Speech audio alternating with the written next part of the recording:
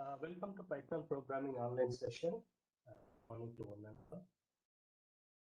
Having discussed the basics part, introduction to the Python, it's literally saw operators and few hands-on exercises. Now it is time to move to level. It's unit 2. In this unit, we'll be discussing about the concept of decision making in Python. With a brief introduction to the decision making, why it is required, conditional executions, various statements like if, simple if, yesterday, grouping structures, bit operations, list, few case studies.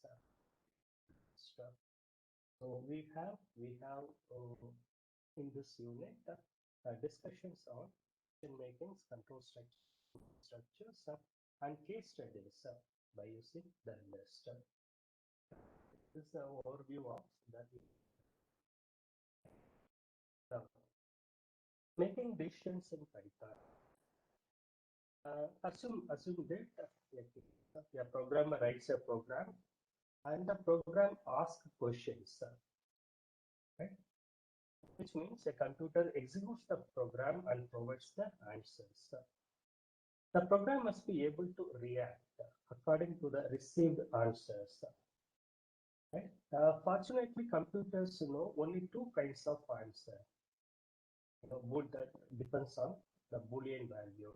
Yes, in case if it is true, or no, if it is false. We will never get a response like, let me think, maybe or may not, I don't know, or probably yes. So we get the responses either in the form of Boolean values, true, which means yes, false, otherwise no. So Python uses a set of very special operators to raise the questions. Let us go through them one after other by explaining their effects on some with the help of simple programs. Right? So Python uses a very special operators. Before discussion about the decision making structures, let us have an idea on this. So in this case, we should understand the important distinction, comparison between the two special operators. The first is that assignment operator.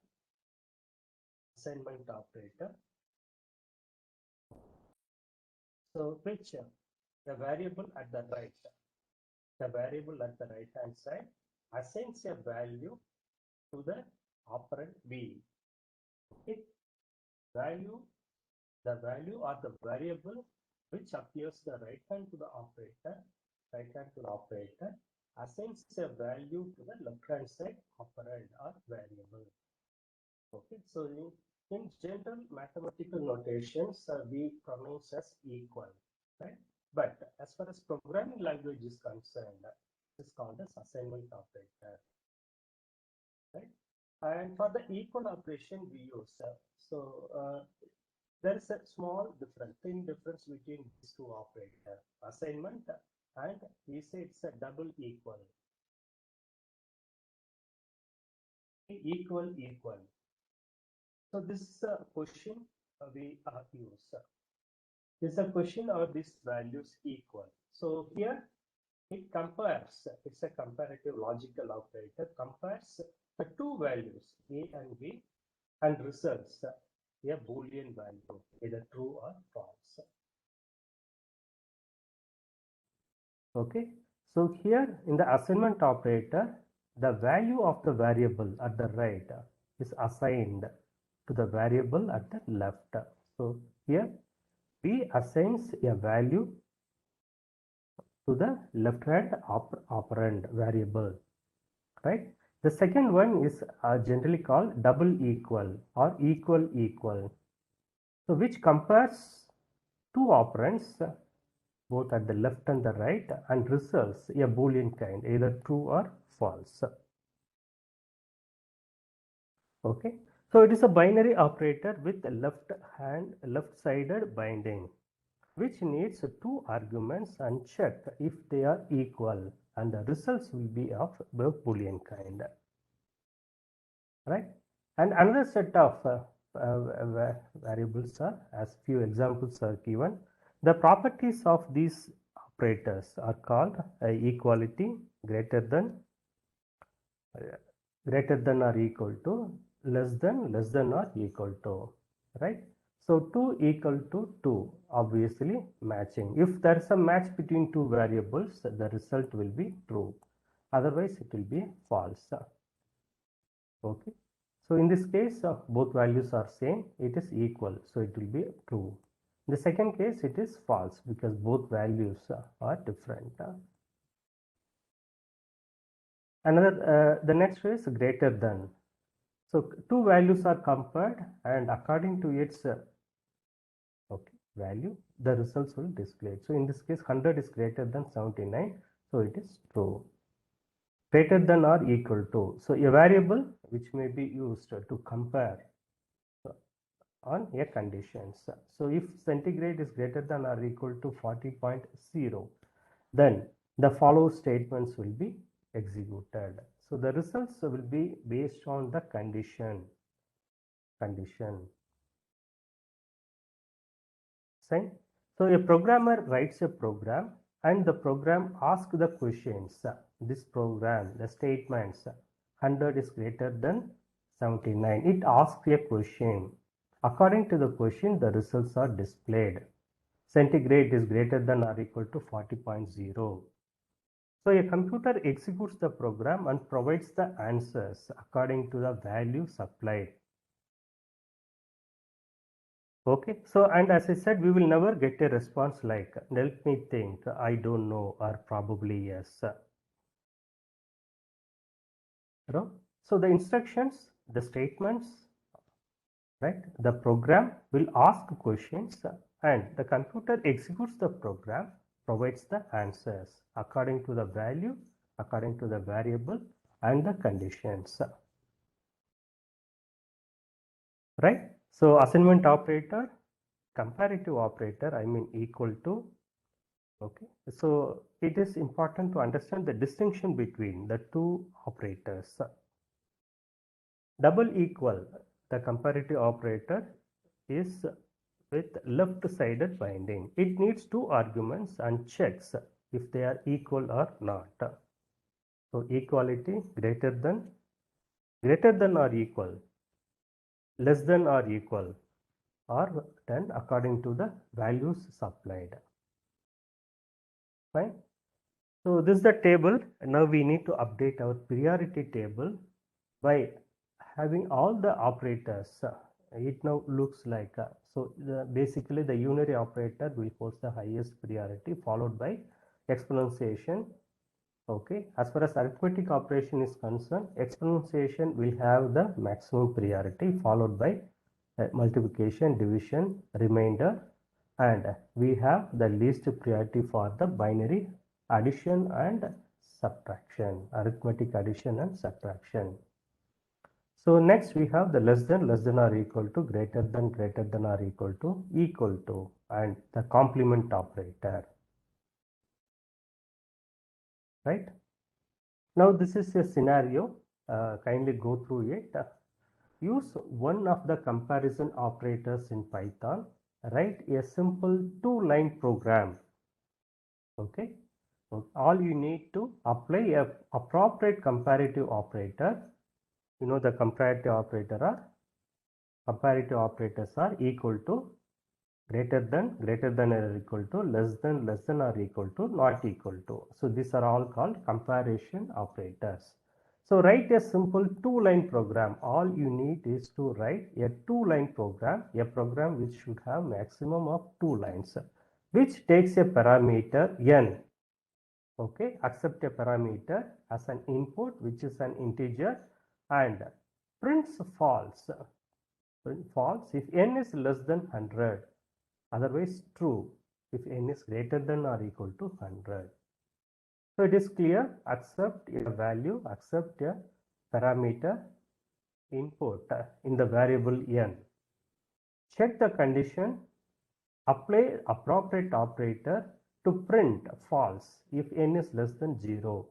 If n is greater than or equal to 0, 100, it should print a true. Hope you have understood the scenario. All you need to write, just to type two statements. Number one, the first statement should accept the input n. Number two, plan a compare statement, print true if n is greater than or equal to 100, otherwise false, by using any one of the comparison operator. Can you try it? So it must be a two-line program, two-step program, two statement, just two statement. All I need to accept mean n value and results true if the input is greater than or equal to 0, otherwise false.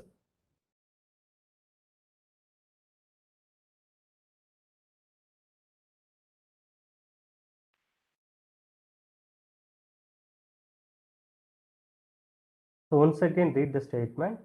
Use one of the comparison operators in Python. The question is described in 4 lines, but the answer is expected in just 2 statements. Okay. Accept n, statement 1. Second statement. Check whether it is greater than or equal to 100 and print true if it is greater than or equal to, otherwise false.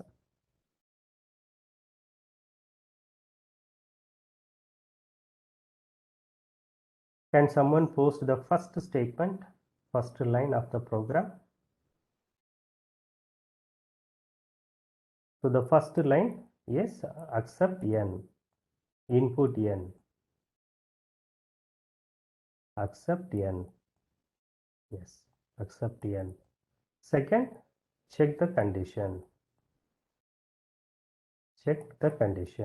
by using the comparison operator.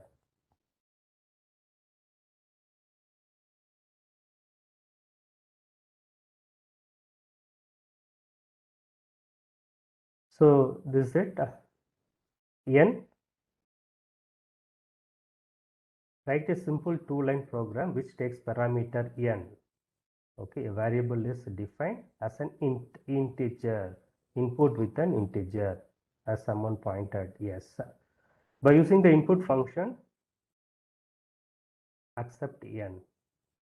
Okay. Statements 2.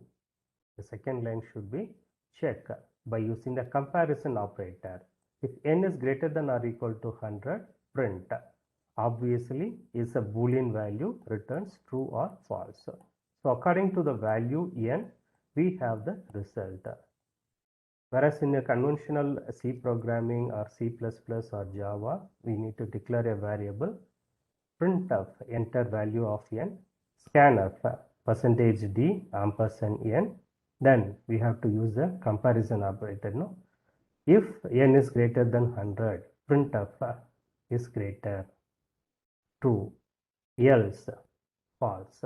So input statement by declaring a value, accepting a value, and an if statement, if block is required. So whereas here we use just a two-line program, accept a parameter n and returns true if n is greater than or equal to 100. All we use is comparison operator. Okay, as we need to check whether n is greater than or equal, we apply the greater than or equal operator. Fine. Let us check it. Okay.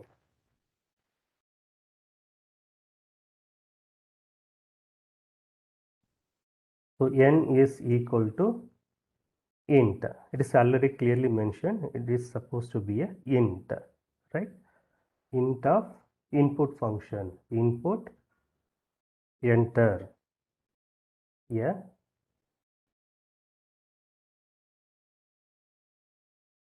Enter a number. Right? Okay. The second statement is to check the condition. Print n is greater than or equal to 100. That's it. Let us run the program. Right. Enter a number. Let's assume 678. So we have got the output. All right. Again run the program.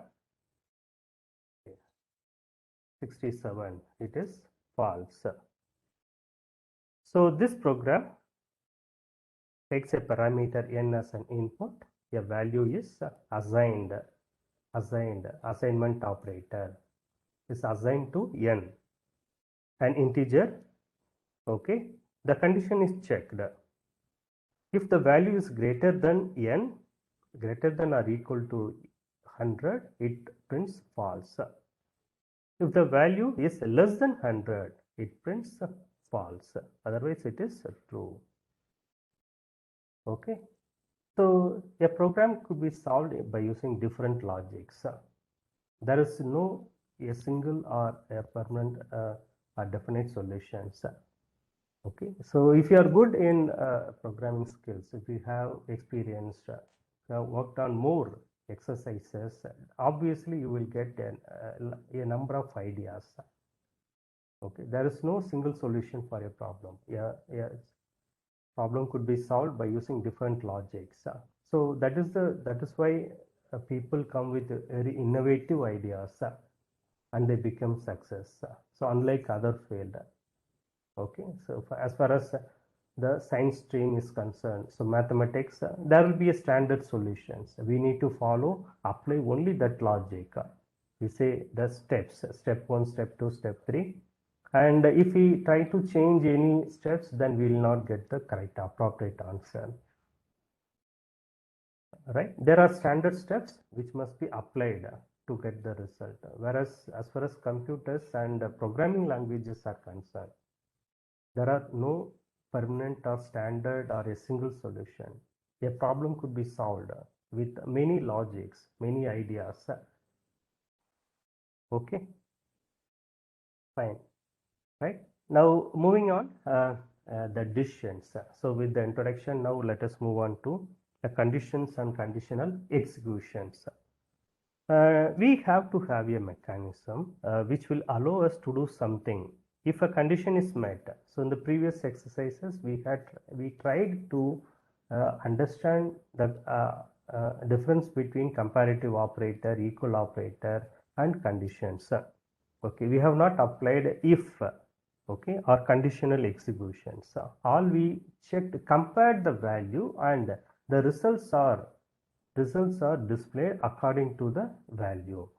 Okay, so sometimes if we like to check the condition, if we like to have a some regulations or restrictions, or if when we have many options, okay, in the form of conditions to be met, and then that simple comparative operators will not be effective one. So we need a better programming practice logic to meet a number of options, and that one option is by using the conditional execution.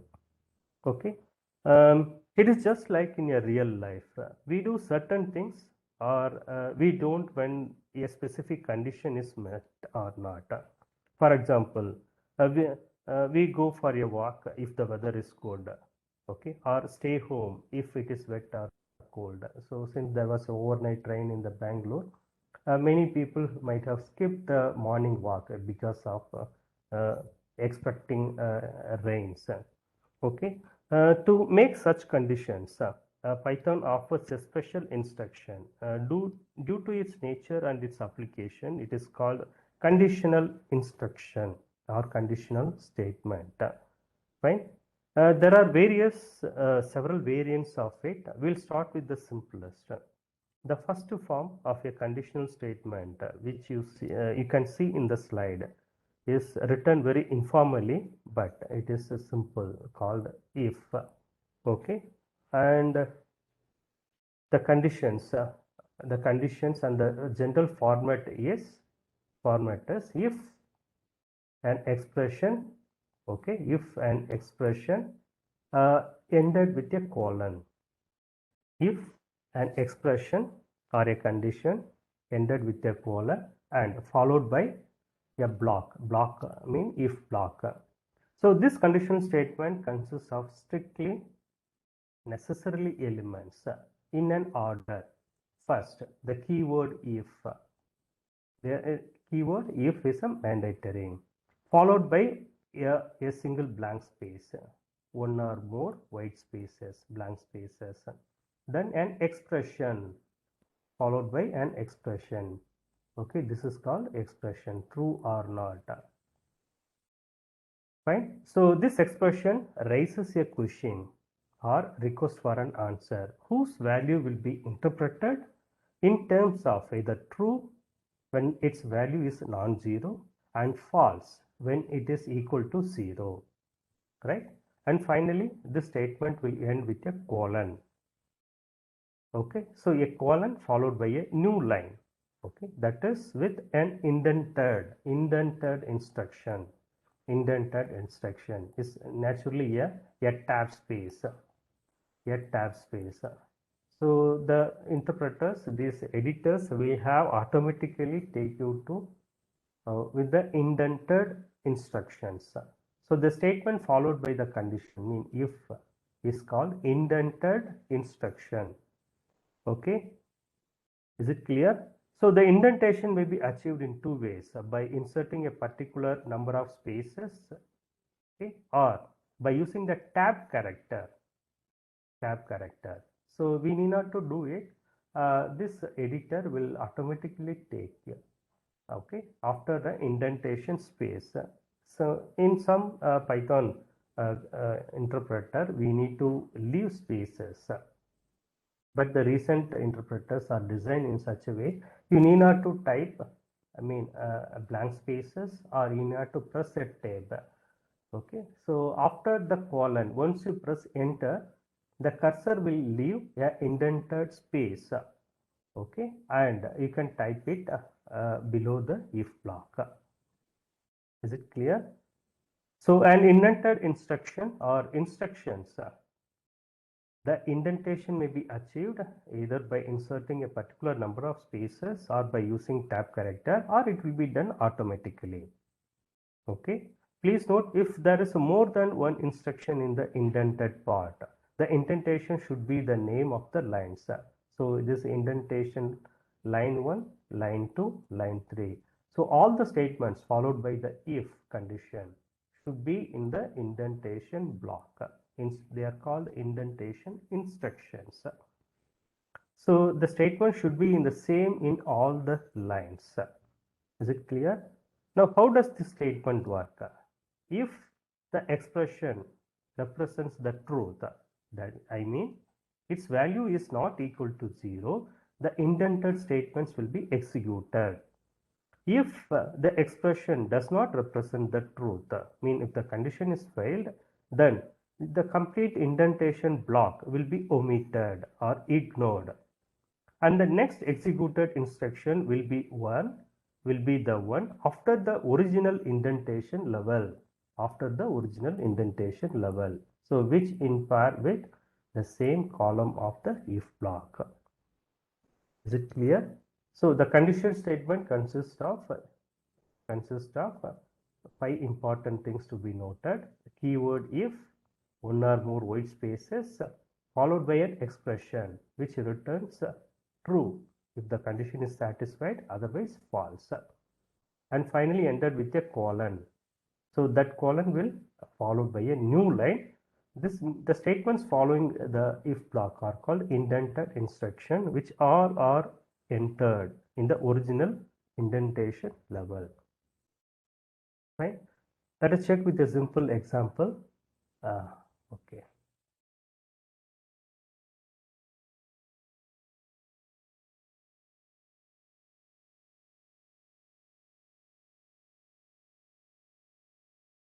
Right. So we start with simple. Let us define a variable a is equal to int of input,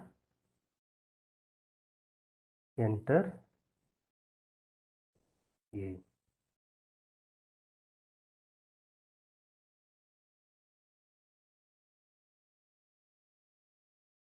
Okay, b is equal to int input enter b. So two variables a and b are defined as integer data type, right? If a is greater than b, okay, if a is greater than b, okay, expression followed by a colon. Okay, so kindly note the keyword if, a blank space, one or more white spaces, then we have the expression, okay, finally ended with a colon. When you press enter, so this editor will not trouble you. It will switch over after an indentation block. So the indentation spaces are left automatically. You need not to type it manually, or you need not to press a tab. Okay, so after the colon, when type enter, okay, so the cursor will take you by leaving the appropriate or required indentation spaces, right? Okay, so if greater than a is greater than b, print a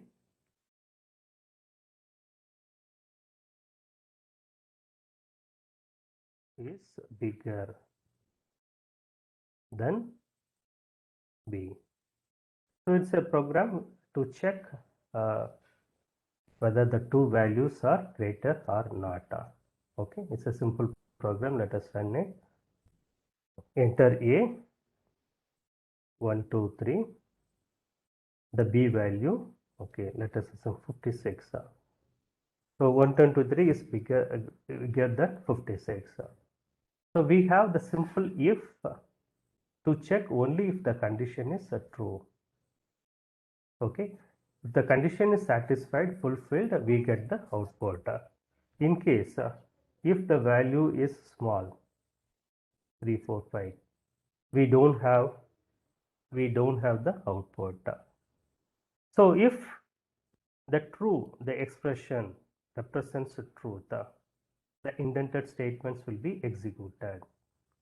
If the condition fails, if it is false, then the statement followed by the if will be ignored or omitted, and that will continue after the next instruction, after the original indentation level. So since we don't have statements after the original indentation block, we left blank. Okay, so in simple if, the problem with simple if is we get the result only if the condition is fulfilled, true. Okay, in simple if we will do only if the conditions are met, and if it does not meet, if it does not go our way, then we have a plan B. So Python allows us to express such alternative plans. This is done with the second slightly extended form of the conditional statement. Okay, that is called if else. So the problem with simple if is it will results only if the condition is true. In case if it is false, then we will not get the result. So there should be an option to check the other part. So simple if is extended to else, if else, to check in case if the conditions are failed. And Python allows us to express an alternative plan with a slightly modified form of the simple if conditional statement. So if the keyword if, a blank space, white space, expression ended with a colon, then indentation block, the true block. If the condition fails, we have an alternative plan, that is else followed by a colon. Kindly note else. So the if else should appear in the straight, mean the same column number. Okay, so true block and the false block should have the indentation statements. Okay, so the statements below that if condition, and the statements next to the else condition are called indented statements. Indented statements. So it is necessary, mandatory to leave a blank space, usually a tab. Okay, so otherwise it will not be done successfully. Is it clear? Fine. Okay, let us modify the same program with the else part, right? So when you press enter, automatically the cursor will take you to the indentation block. Okay, we should not do it. If you like to bring back the cursor at the column 1, we need to press a backspace, right? Else colon, right? Print. Now this statement B is bigger than A. So now we will get the output for 123 and 345. Now we will get the result. Enter 123 and 345. So 345 is bigger than 123.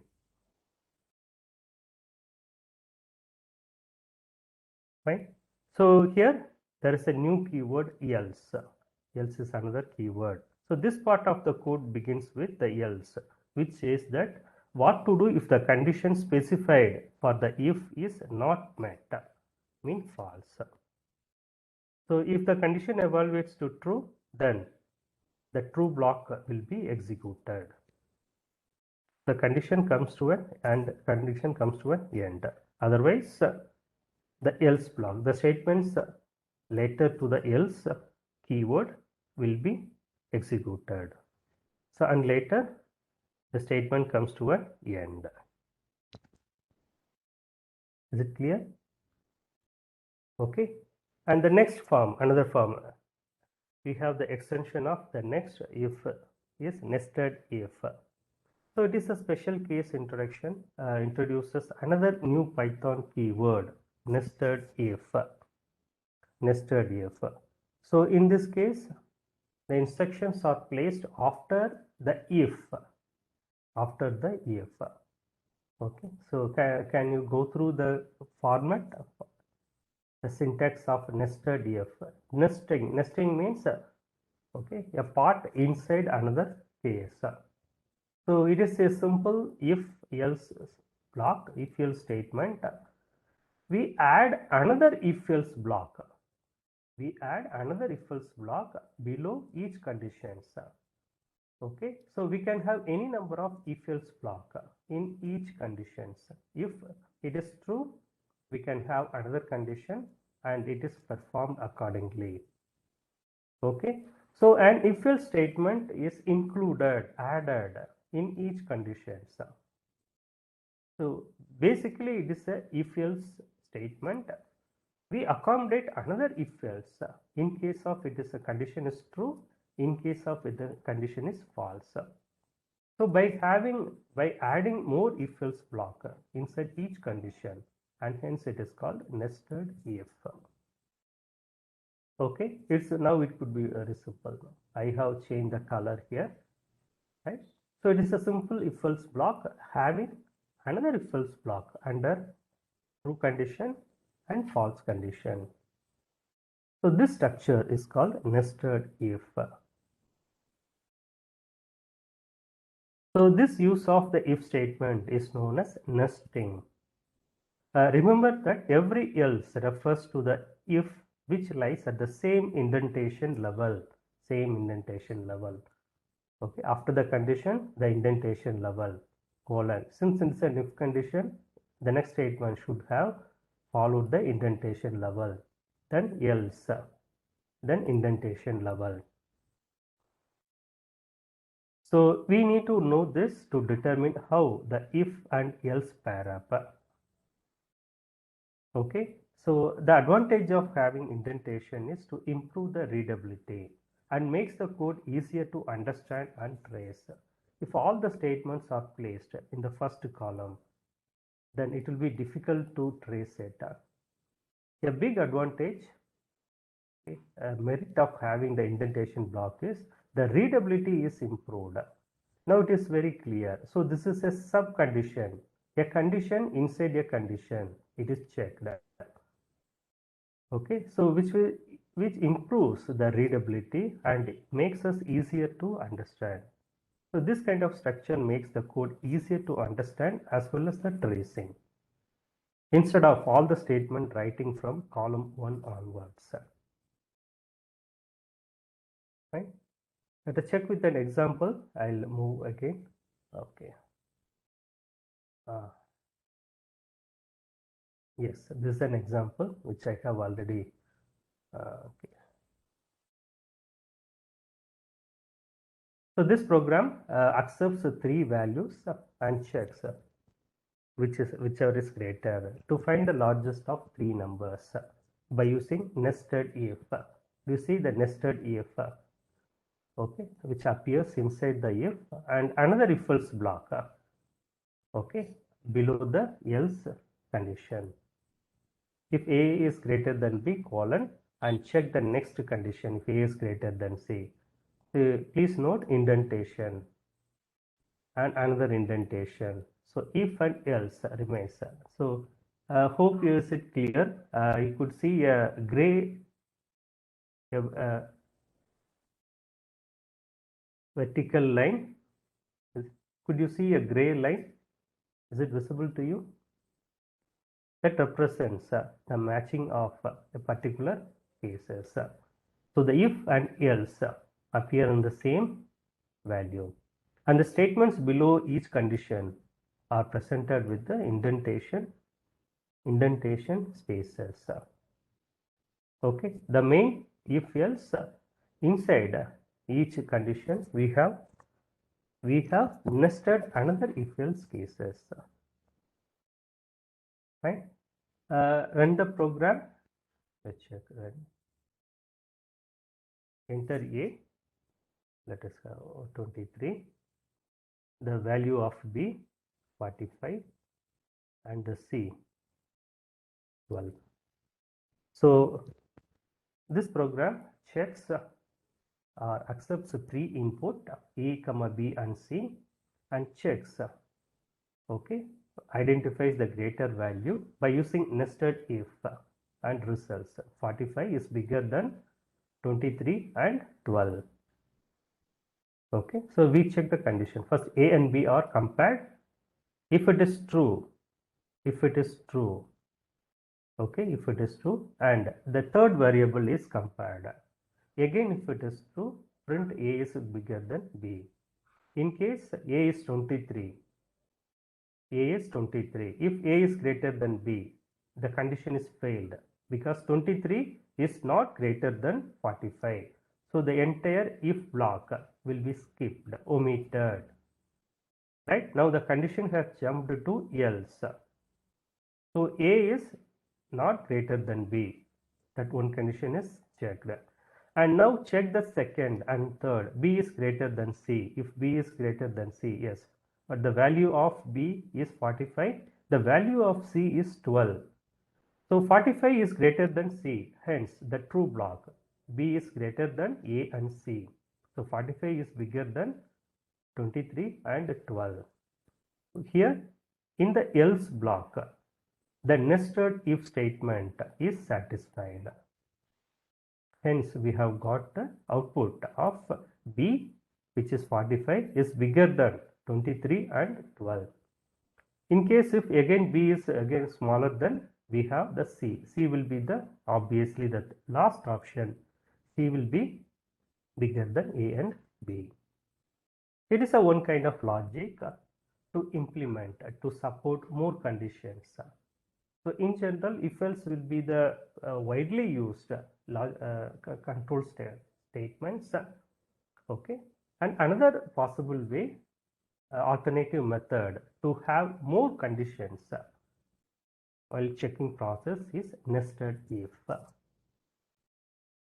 Right? Any doubts?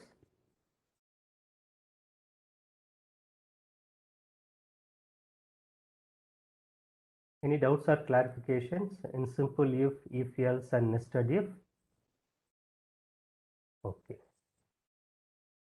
Now let us move on to the next case. that is else if or cascade if. This elif or cascade if, otherwise called as, it's a special case which introduces another new Python keyword, that is ELIF. Yes, you may guess. ELIF is nothing but the shorter form of else if. ELSE, a shorter form of else if. So else if is abbreviated as ELIF. ELIF is used to check more than one condition and to stop when the first statement, which is true, is found.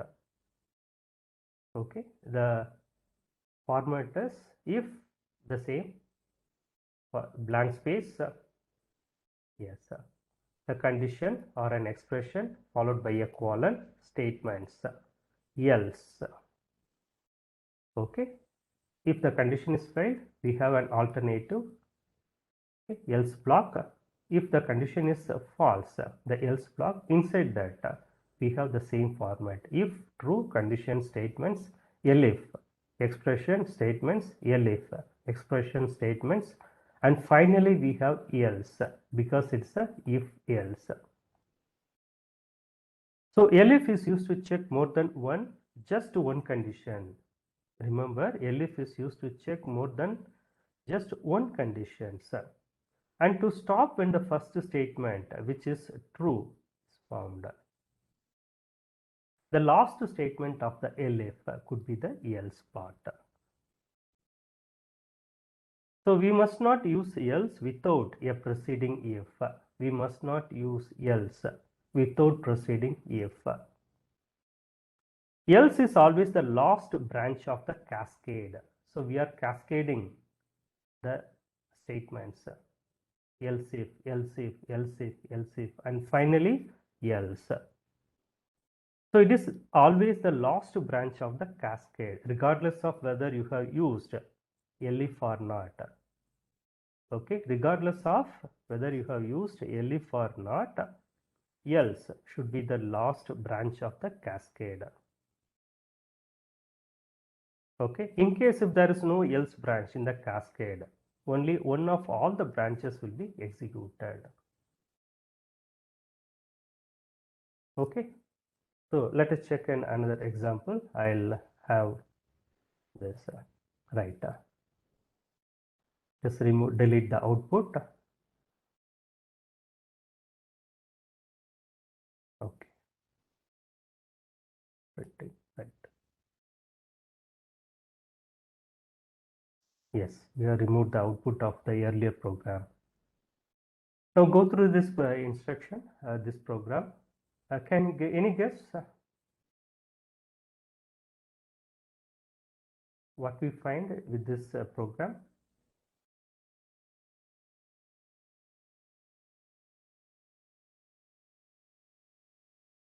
Any guess what will be the output of this program?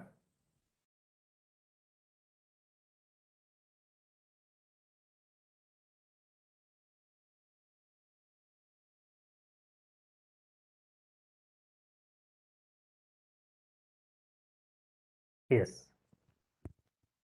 So we had tried to implement the cascaded if or elif. Elif is also called as cascade if. So this program find whether the input, whether the year is a leap or not.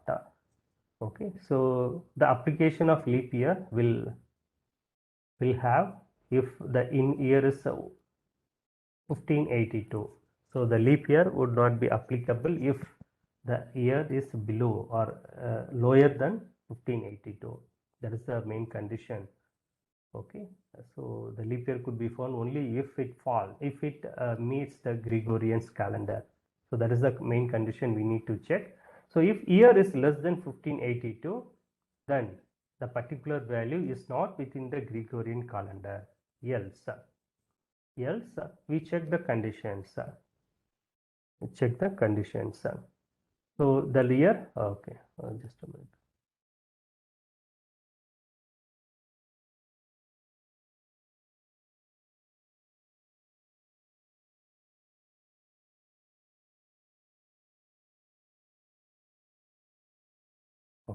Yes. So the conditions to be checked are, there should not be a remainder when we divide the year by 4 or 100 or 400. Fine. If the year, if there is a remainder after it is divided by either 4 or 100 or 400, then it is a leap. It is not a leap year. If year is divided by 400, it is a leap year. There is absolutely no issues. Then if the year is equal to divided by 100, not all the years divided by 100 are leap year. It has to match the condition. Should be divided by 100 and also 400. So if a year is divided by 100, it is not a leap year except it is also divided by 400. So that is another condition to be noted. Not all the year divided by 100 are leap years. The same time it should be also divided by 400.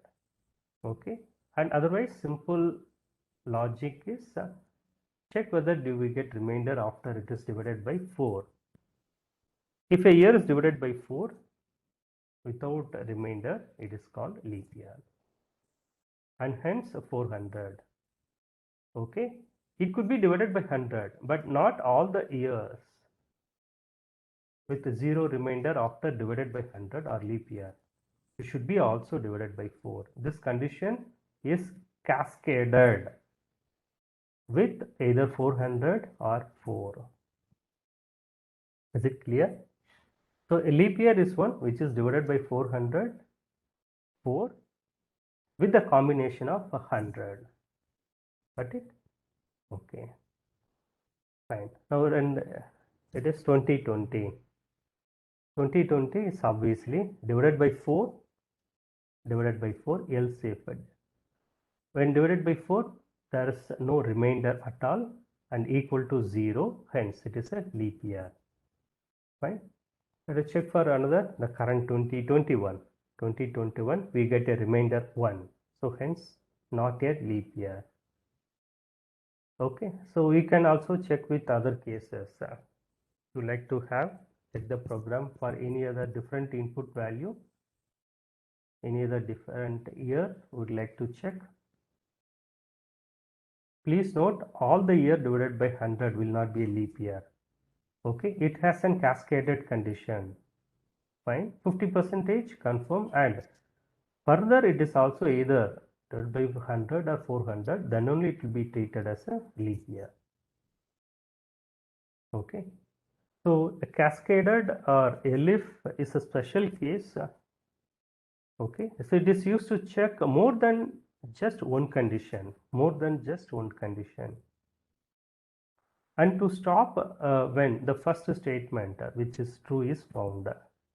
Okay, so once it is done, it is found, we get the result. Right, so we must not use the else without a preceding if, and else is always the last branch of the cascade, regardless of whether we have used elif or not, but else must be there. So it is a simplified if else statement by cascading extra conditions inside the programming languages.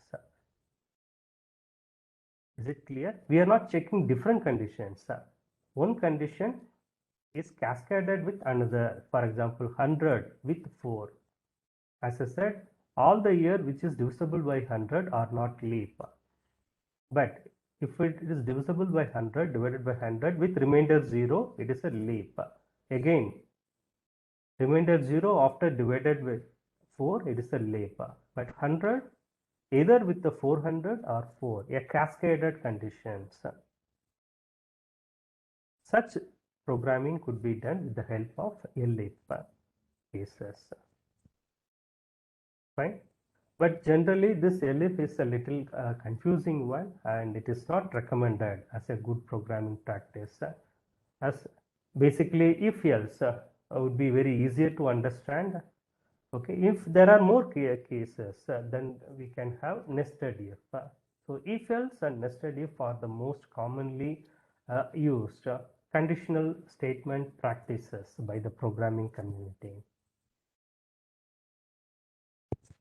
Okay, fine. So with this, we have come to the end of conditional executions. Right. So in this session, I have introduced, started with a brief on the various operators. Hope you remember, right? The conditional assignment operator, comparative operator, the logic of equal to, equality, greater than, less than, greater than or equal to, less than or equal to, and the conditions with conditional executions, simple if else, nested if, and cascaded if. Right. So in the next session, we'll discuss about the Python loops, for loops and while loop.